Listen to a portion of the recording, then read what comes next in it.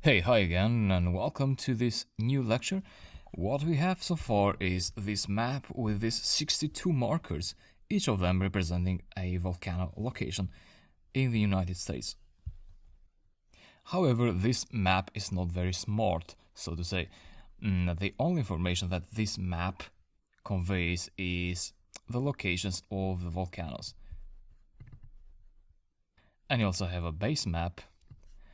There's also a good aspect of this map because you can extract information like that if you click the icons. However, you may want to transform this map to actually show an attribute instead of just volcano locations. The way to do that, there may be different ways, but that's up to your knowledge about cartography.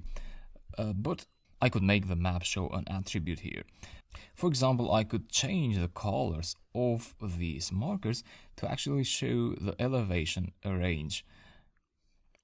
Let's say we can categorize these markers into three colors. Let's say green, orange, and red.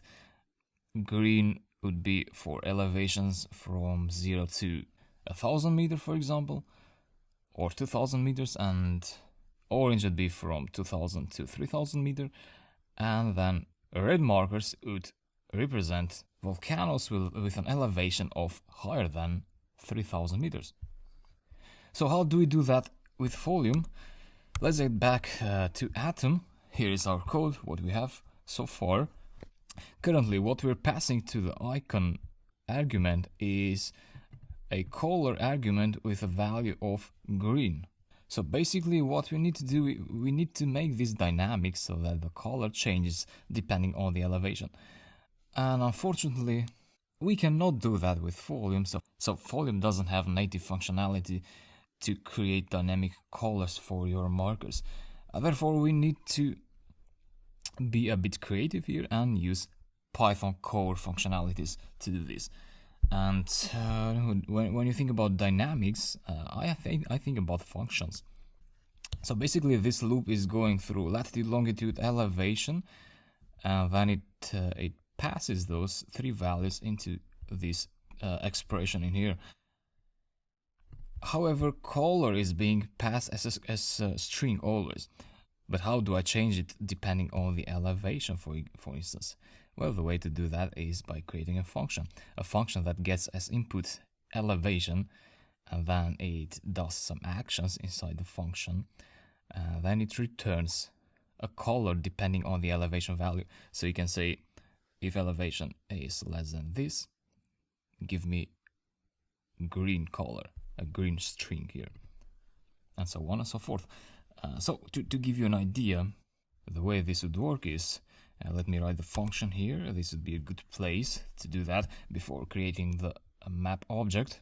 But always you need to create the function, because I will be calling the function in here, so you need to create the function before this expression, so from here and upwards. I'll be creating that in here. Let's call the function color producer. Let's keep it simple for a while just to demonstrate you how this would work. So let's keep it very simple. Let's say return green, and if you change this to color producer, and don't forget the brackets, by passing brackets that means you are calling the function. If you don't pass the brackets, that means you're just calling the function name and you are not executing the function. So just keep it like that and go ahead and execute map1.py. Alright, reload and you'll get the same thing, right? Because what happens is that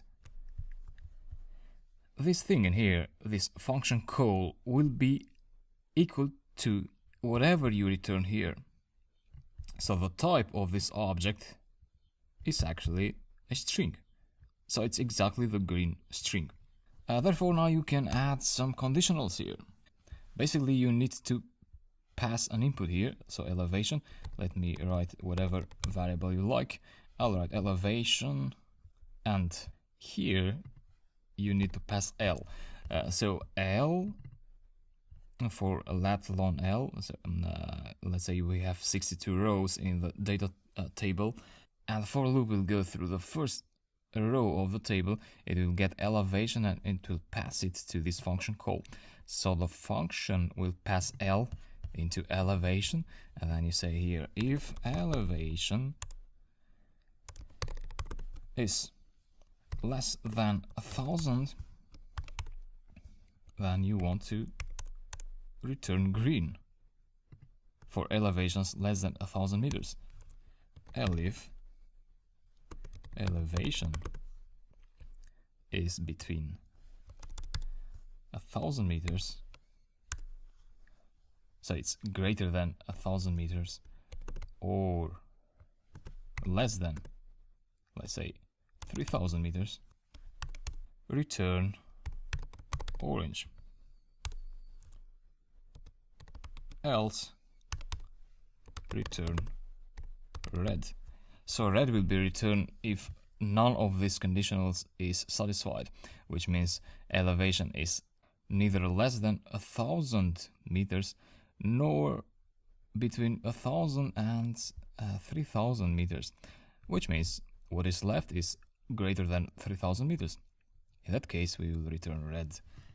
For finding out those values, actually, you need to do a little bit of data exploration. For instance, you may want to look at the data quickly like that to see what values you have, and then decide on the category thresholds.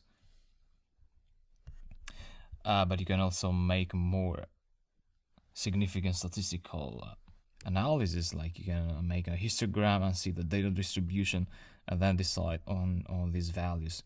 But let's keep things simple and let's decide on these values. Okay, I'll save this, check if everything is in place just quickly. Yeah, let me try the code.